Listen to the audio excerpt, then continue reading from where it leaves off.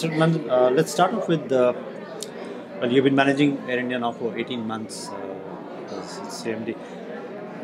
How difficult has this period been, and what are the major milestones that you like to outline? Well, the journey of 18 months has been rather difficult, and ever since the merger took place between Indian Airlines and Air India in the year 2007, the company has been in the throes of a crisis. More because of the financial issues which have been thrown up because of the rise in the ATF prices, and more so by the HR issues which have risen between because of the merger. And they all came to a head in the year 2011 when the major strike of the pilots took place.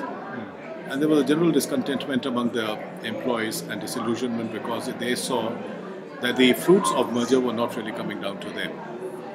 So things appeared to be in a very critical state when I was asked by the government to take over as chairman and managing director of Air India. It was a difficult job. The first and the most important thing was, of course, to see that the financial fortunes of the airlines are restructured, and whatever debts we owe to the various companies, to the various debtors, and to the various banks should be successfully negotiated in a way that the balance sheet should look better.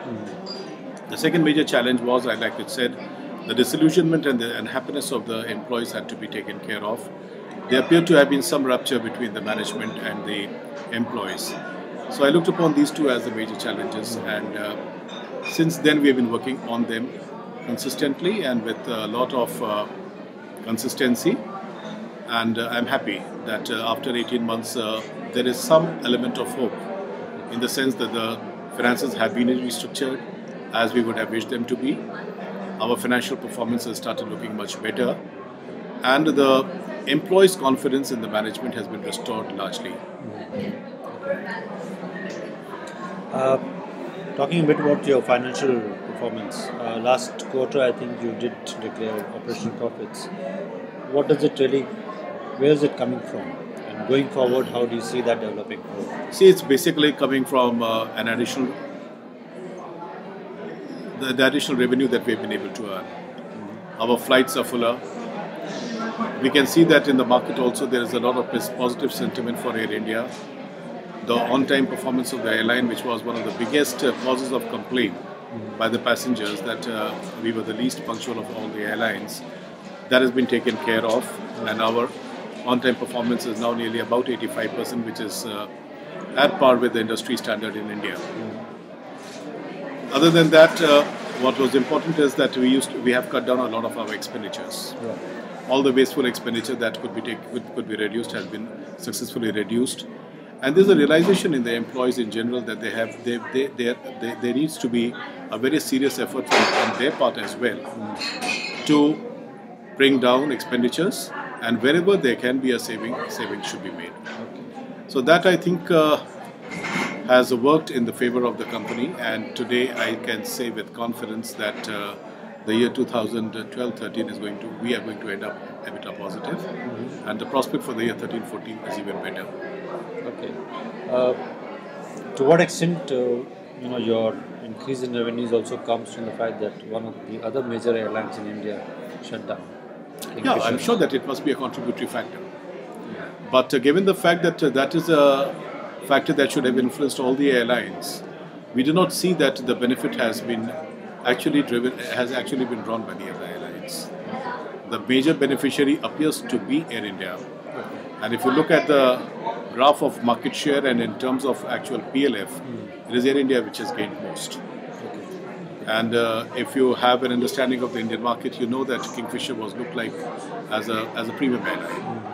And the customers who were traveling on Kingfisher were perhaps used to the type of comfort which they thought they would not be able to get from Air India. But if you yourself accept that a lot of them have migrated to Air India, that shows that the confidence of the passengers in Air India has been restored. There has been effort from the side of Air India also to get that confidence back. Let's talk of your latest baby, Dreamliner. It came online and you were able to deploy it on some international routes as well, but then the battery incident happened. How serious a setback has that been? See, the 787 was doing wonders for us.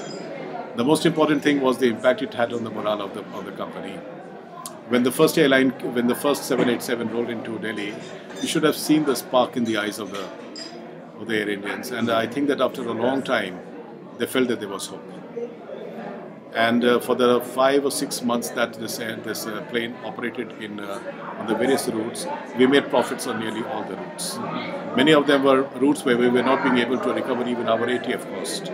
And they suddenly, over a couple of months, became profitable. Okay. So we think that 787 is actually the road to recovery. It has been a setback, though I think it's only going to be temporary. The Dreamliners have been out for the last 2 months, but we are very hopeful that it should be back very soon. Okay. We have received positive signals from the Boeing, and as soon as the American authorities are able to clear it and the Indian regulator also clears it, we hope that by April or May we should be in a position to actually bring it back into operations. Okay. Are you going to seek some compensation from Boeing? Surely. For the period for which we have not been able to use them, we would be definitely asking them to at least compensate us in some fair manner. Okay. And also for the delay in delivery of other aircraft, because that is already been taken care of. No, the future deliveries, because I think even the deliveries that are supposed to receive. Oh yeah, I think the delay would be only by a couple of months. Okay, so that's not a so that's not really a very serious issue, because the airplanes that we were supposed to get this year were supposed to come in the month of January and February. So they would be delayed by only a couple of months. Okay, so do you have a tentative date from Boeing as to when you can fly again? Not yet. Okay. Because Boeing itself would not know it. It depends upon what the FAA decides. Okay. And in India, then we also have to see when the DGCA finally gives us permission to fly these planes. Okay, so there could be actually several weeks before you actually see it. So we are hoping for the best. Okay, so how are you managing in the interim? We are flying 777 LRs. Okay. See, we were not short of planes. We were just replacing our existing planes by the more efficient 787s. Okay. So we have reverted back to the 787 to 777s. And fortunately, I believe that the overall, since the market has been very favorable, therefore the loss has not been as heavy as one would thought it to be. Let's talk a bit of the European market for you, how important it is, and what are your projections for, what is your strategy in this market? See, we have been flying to 3 major stations in Europe, that is Frankfurt, London and Paris. 2 of them have been converted into a 787 flight, and we were planning to do a flight into London from Delhi on a 787 when this problem took place.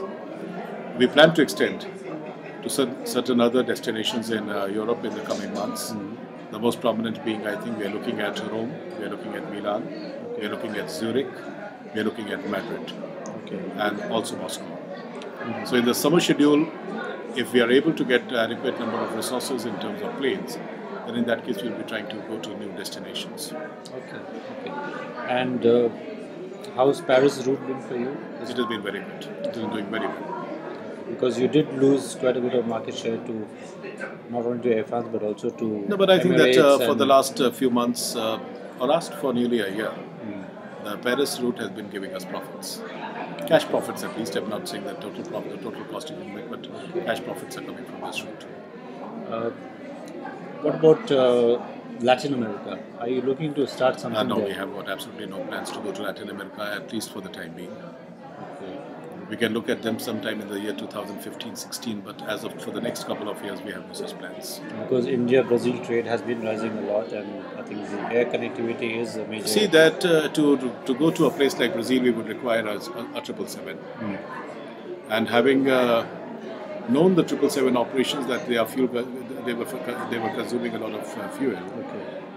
We would look at this option only sometime in 2015-16 when we have all the 787s with us, and if we feel that a one-stop operation to Brazil can be undertaken. Paris Air Show is coming up this year. Air India in the past has been a major player in terms of orders, etc. What is your participation this year going to be like? We will definitely be participating, but I'm not really making any commitment about placing an order at this stage of time. Are you going to look at A350?